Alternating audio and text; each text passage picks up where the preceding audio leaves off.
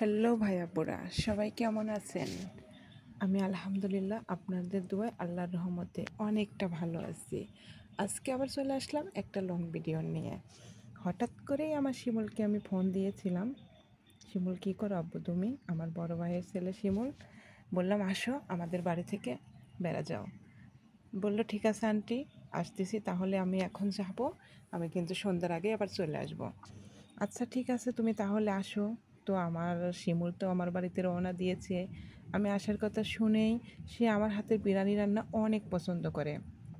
আসলে অনেক দিনও বিরিয়ানি রান্না করা হয় না, আমাদেরও খাওয়া হয় না।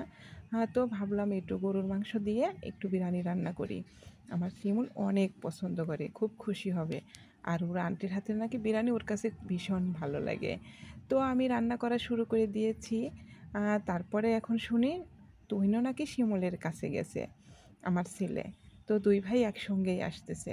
আমি আসার কথা শুনেই আমি রান্না তোলা শুরু করে দিয়েছি। তারপরে এই তো রান্না করতেছি আর গল্প করতেছিলাম। তো দেখি কি আমার শিমুল আমার জন্য নাকি সারপ্রাইজ নিয়ে আসতেছে। বলছে আন্টি তোমার জন্য আমি একটা সারপ্রাইজ নিয়ে আসছি। আমি তো অপেক্ষায় আছি কী সারপ্রাইজ আমার জন্য আনতেছে। আসলেও আমার ভাইয়ের ছেলেরা, ভাইয়ের মেয়েরা সবাই জানে আমি পশু পাখি, ফুল টুল এইগুলো আমি অনেক পছন্দ করি। আসলেও এই যে শিমুল যখন কথা বলতে বলতে কিন্তু আমার শিমুল চলে এসেছে। এই তো 2টা আইসক্রিমের বক্স নিয়ে আসছে, আর একটা 7 আপ নিয়ে আসছে, আর আমার জন্য এই যে এই 2 খরগোশ, 2টা বাচ্চা ও আমার জন্য কিনে এনেছে। আমার তো ভীষণ পছন্দ হয়েছে। তারপর আমার শিমুলকে আমি বিরিয়ানি খেতে দিলাম। আসলেও আমার শিমুল খাচ্ছিল, আমি বারবার আমি ওই খরগোশের বাচ্চা দেখতেছিলাম। আমি তো খুব খুশি হয়েছি। আর ভিডিও করার সময় আমার ছেলের সামনে যদি ভিডিওটা ধরি, আমার ছেলে তো সবসময়ই দুষ্টুমি করে। আর আমার এই বাচ্চা দুটো আমার এত ভালো লেগেছে, আমি তো ভীষণ খুশি হয়েছি আমার শিমুলের পার। তো আমি তো খুশি হয়ে ওকে আমি কী দেবো ভাবছি। এত বড় সারপ্রাইজ আসলে আমার জীবনে আমি ছোট ছোট অনেক আশা আমার পূরণ করেছি। আমি অনেক রঙিন মাছ পুষেছি, পাখি পুষেছি, মানে ফুল টুল গাছ, আমি সব কিছুই ছোটো ছোটো আশা আমার পূরণ করেছি। আসলেও খরগোশের বাচ্চা আমার একবার অনেক আগে একবার আনা হয়েছিল একটা, কিন্তু মারা গেছিল। তো আমার শিমুলের খাওয়া দাওয়া শেষ, বলছে আন্টি আমি চলে যাব আমার জন্য। আসলে ও আসছে মেস থেকে, ম্যাচে আবার চলে যাবে, কাল নাকি পরীক্ষা আছে।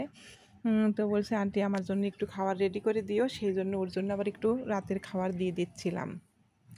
আর এই তো শিমুলেও মানে খরগোশের বাচ্চা দিয়ে উঠানে একটু হাঁটতেছিল, আর আমার ফুল গাছের পার দিচ্ছিল। আমার ফুল গাছ তো সব রকমের ফুল গাছই খাচ্ছিল। বালতিতে যে ফুল গাছ ছিল সেটার পর ও বসিয়ে দিয়েছে, কি সুন্দর করে খাচ্ছে। আমি করছি আল্লাহ, আমার বাড়ির সব ফুল গাছ এখন থেকে এইভাবেই শেষ হয়ে যাবে মনে হয়। তাও আমি খুশি, ওদের দুজনকে আমার খুব ভালো লাগছে দেখতে। আমি তো অনেক খুশি।